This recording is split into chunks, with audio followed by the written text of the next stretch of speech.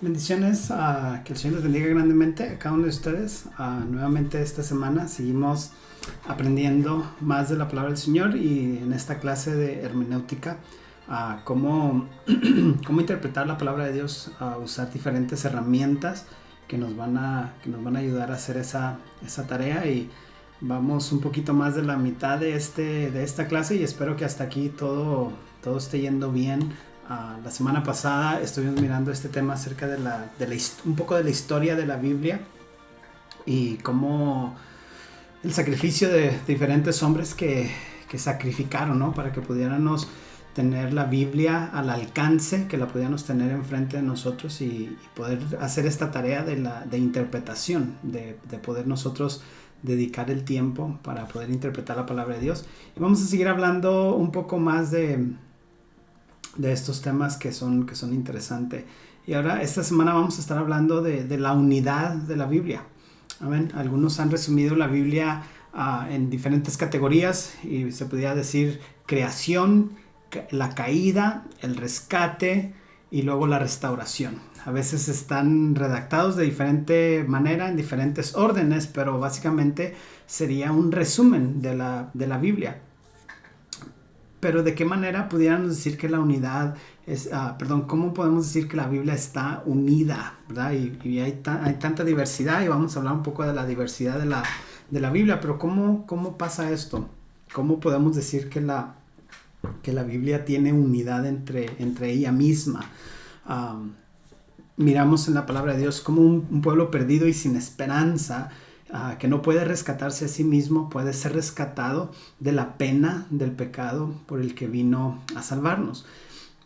Miremos esto, al hacer referencia de la Biblia como un buen libro, tiene algunas implicaciones. Esta frase, creo que cuando la escucha la gente, y que la decimos piensan en un contexto de que se está refiriendo a la Biblia como un libro de moralidad o un libro de ética, de cómo debemos de vivir. ¿Es realmente la Biblia un libro de ética? Un libro que contiene instrucciones de nuestra moralidad, de cómo debemos de vivir nada más. Obviamente ese no es el caso de lo que la Biblia fue escrita. Vamos a mirar más adelante cuando hablamos de la ley en el Antiguo Testamento, cuando hablamos del Evangelio en el Nuevo Testamento. Pero si vemos la Biblia principalmente como un libro de moralidad, un libro de cómo debemos de vivir, qué hacer y qué no hacer, entonces realmente nos perderemos de la idea general.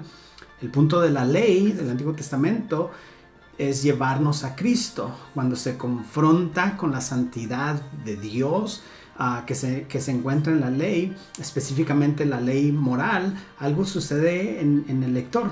Algunos pueden volverse arrogantes, pueden leer esas leyes y creer que las están guardando lo suficientemente bien como para merecer el favor de Dios.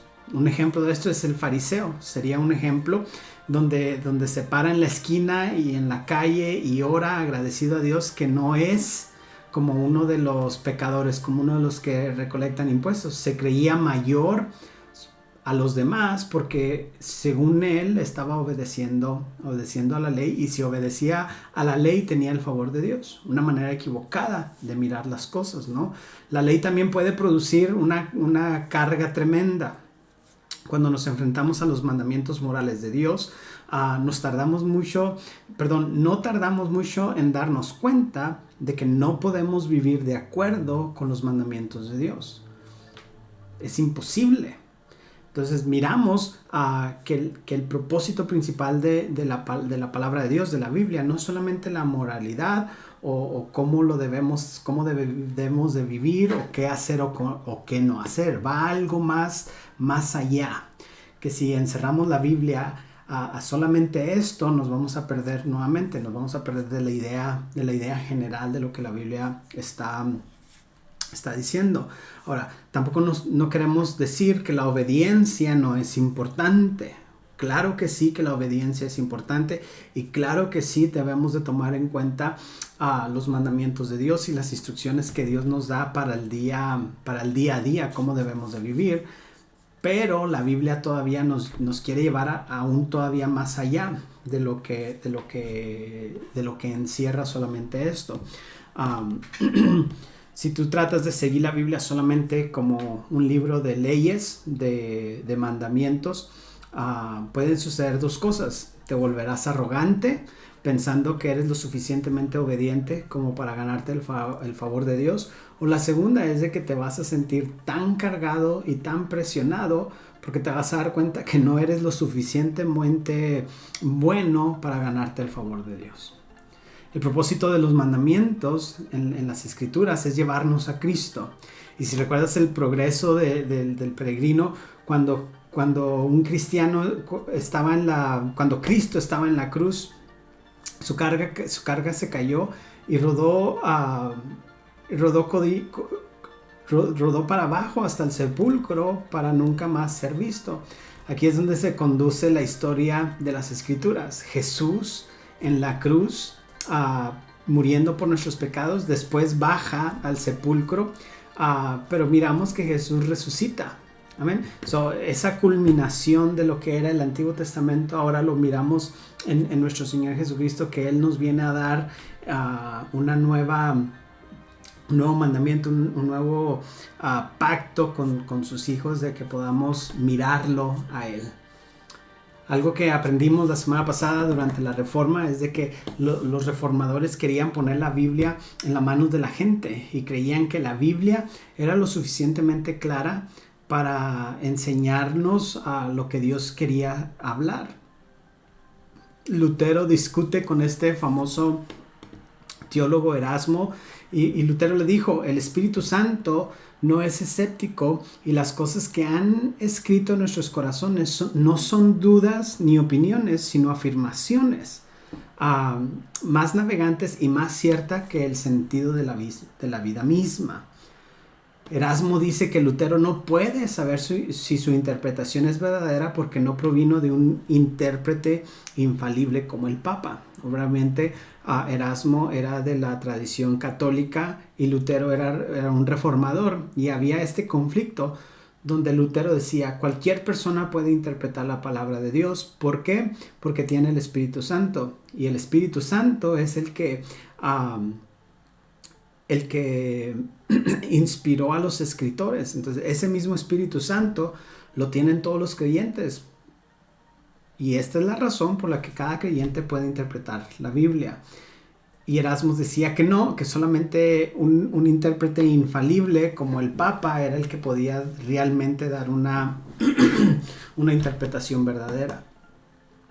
Ahora, para ser un poco más claros, Lutero y los otros reformadores no estaban sugiriendo que la Biblia fuera igualmente clara en todo lo que afirma. Admitirán fácilmente que habían algunos pasajes que eran mucho más difíciles de entender que otros. Lo que estaban diciendo es que la historia principal de la Biblia, las enseñanzas esenciales de las Escrituras, eran claras y podían entenderse sin maestros de la iglesia, ¿verdad? Cualquier persona podía dedicar el trabajo suficiente para poder interpretar las Escrituras. Entraremos un poco más en esto más adelante, pero también argumentaron que en cuanto más entendían las principales enseñanzas de las Escrituras, más podían entender las porciones difíciles de las Escrituras en relación con las cosas más claras de que estamos hablando en estos temas. Entre más usted aprenda, entre más usted estudie, entre más usted se familiarice con la palabra de Dios, eso le va a ayudar a que cuando llegue a esas porciones difíciles de la interpretación de la Biblia, se le vayan haciendo cada vez más fácil.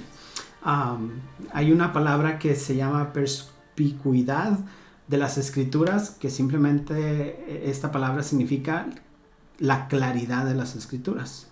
Sabemos que la interpretación bíblica es una tarea difícil y que algunos podrían decidir que interpretar las Escrituras es algo demasiado complicado, pero aquí todos nos debemos sentir animados de que la Biblia sí se puede entender. Lo que no estamos diciendo, no decimos que todas las interpretaciones de la Biblia sean igualmente válidas o algo así, pero lo que estamos diciendo es de que es muy posible que todos los cristianos entiendan la Biblia correctamente. Entonces, es cuestión de dedicarle tiempo, de realizar ese trabajo profundo, de escudriñar las Escrituras, y a través de su Espíritu Santo sí es posible que podamos entender la palabra de Dios. Entonces la Biblia es lo suficientemente clara para que cualquier cristiano la entienda. Pero también queremos señalar que la Biblia no es simplemente un libro humano. Es cierto que la Biblia fue escrita por alrededor de 40 autores diferentes durante aproximadamente 1600 años. Y esos autores provenían de diferentes ámbitos de la vida y en la mayoría de los casos no tenían acceso a otros escritos como lo tenemos ahora. No esperaría que la Biblia tuviera un tipo de unidad cuando miramos la diversidad que hay ahí, pero debemos recordar que Dios es el autor supremo. Por lo tanto, fue escrito por uno, que es Dios, y por lo tanto se puede esperar que haya una gran unidad en la palabra de Dios. Cuando pensamos en esta unidad y esta coherencia en las Escrituras, necesitamos saber qué une al libro, ¿verdad? ¿Qué es lo que lo está uniendo? Hay una gran diversidad. Solo piensa en los tipos de literatura. Hay poesía, hay narrativa, hay histórica, hay cartas a las iglesias, literatura apocalíptica. Es una gran diversidad. La Biblia también fue escrita durante diferentes periodos. Miramos el tiempo de los reyes, el tiempo del reino dividido, los tiempos de los jueces, el exilio. Tienes una ocupación que cuando Babilonia llega, cuando llegan los romanos, y hay tantas cosas diferentes que están pasando. Entonces, ¿cómo decimos que en la Biblia hay una unidad?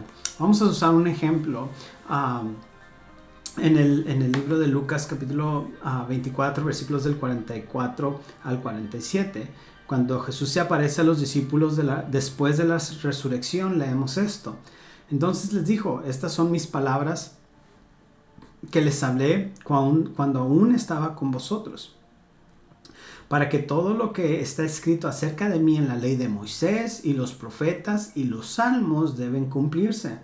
Entonces les abrió la mente para que entendieran las Escrituras y dijo: así está escrito, que el Cristo padeció y al tercer día resucitó de entre los muertos, y que se predicase de su nombre el arrepentimiento para el perdón de pecados de todas las naciones, comenzando desde Jerusalén. Y esta es la gran comisión en Lucas.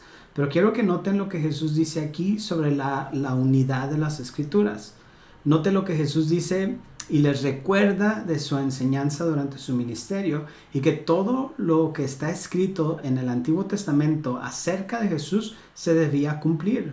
Luego se nos dice que Jesús abre sus mentes para que puedan comprender las Escrituras. Observe lo que entendieron de las Escrituras. Entendieron que Jesús iba a sufrir, 2, que iba a morir, y en tercer lugar, que iba a resucitar al tercer día. Otro punto más era de que se predicara en su nombre el arrepentimiento y el perdón de pecados.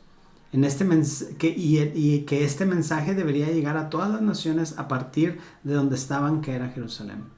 Creo que muy a menudo pasamos que la gran comisión era un material nuevo, pero lo que Jesús dice aquí es que no había nada nuevo, que todo esto estaba en el Antiguo Testamento. Para decirlo de otra manera, todo el Antiguo Testamento nos conduce a esta gran comisión en el Nuevo Testamento. Así que entendamos un poquito lo que está sucediendo aquí. Jesús les está recordando su enseñanza sobre las Escrituras. Por supuesto, estos tenían la mente abierta para entenderlo. Pensemos en esto por un momento. Cuando se trata del propósito de las Escrituras, hay dos personajes, McCartney y Clayton, nos dicen que debemos concluir al menos 3 cosas aquí. La primera es que el propósito de la Biblia es redención. Al interpretar y comprender cualquier porción de la Biblia que estamos leyendo, debemos tener esto en mente.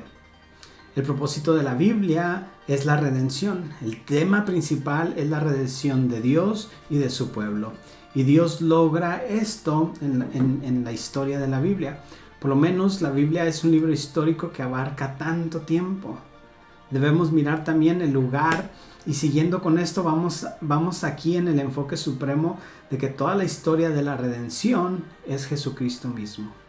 Jesús deja esto claro en el camino a Emaús después de la resurrección. Se nos dice que comenzó con Moisés y muestra cómo toda la escritura se trataba de él. Él es el punto importante, el punto principal de toda la historia de redención. Miramos la aplicación de la Biblia. Es el hecho de que Dios nos ha dado, o que tenemos esta capacidad de entenderla, y también nos comisiona a que la podamos poner en práctica y podamos vivir y proclamar las buenas nuevas de nuestro Señor Jesucristo. Y hay tantas cosas que podemos hablar de cómo poner en práctica y las aplicaciones de los diferentes pasajes, y eso lo vamos a mirar un poco más adelante. Y quisiera dar algunos ejemplos acerca de aplicación. Creo que esto es muy importante cuando se trata de la interpretación bíblica. Cuando se trata de entender la Biblia correctamente, suena tan fácil, pero a menudo pasamos por alto esta verdad en la forma en que predicamos y enseñamos la Biblia. Déjeme usar estos ejemplos. Estamos enseñando en una clase de escuela dominical para los niños, y normalmente les enseñamos la historia como Daniel y como la de David y Goliat. ¿Con qué frecuencia enseñamos estas historias? David y Goliat se trata de luchar contra los enemigos de la vida, esas cosas que pasan en tu vida que son grandes y difíciles, pero que solo en Dios las puedes superar.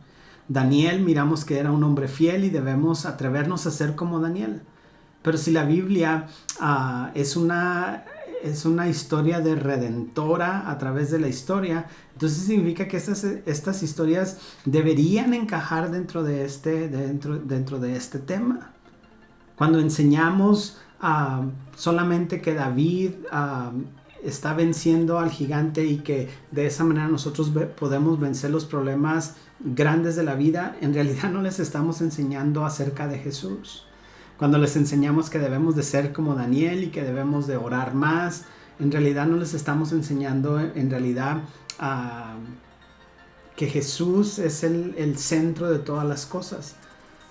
No estamos diciendo que estas aplicaciones están mal, sino que hay que agregarle esta historia redentora de nuestro Señor Jesucristo, ¿verdad? Sería muy triste pensar que nuestros niños que están aprendiendo todas estas clases o que están yendo a la iglesia, que solamente estén escuchando clases de moralidad, cosas que deben y que no deben de hacer, cuando en realidad les debemos enseñar eso, pero encima de eso necesitamos enseñarles cómo Jesús es el gran redentor, cómo solamente a través de Jesús tenemos la vida eterna, y cómo esa vida eterna encaja con todas las escrituras. De esta manera se une la escritura. Miramos la unidad que hay en la palabra de Dios, de cómo está ahí presente. Desde el Antiguo Testamento hasta el Nuevo Testamento, todo nos apunta a Jesús, y esta es la unidad. Y entre más estudiemos y entre más leamos, nos vamos a ir dando cuenta de todas estas cosas. Amén. Solo invito a que siga adelante, que no se desanime, que sigamos aprendiendo juntos. Amén. Porque Dios tiene tantas cosas que nos quiere enseñar. Amén.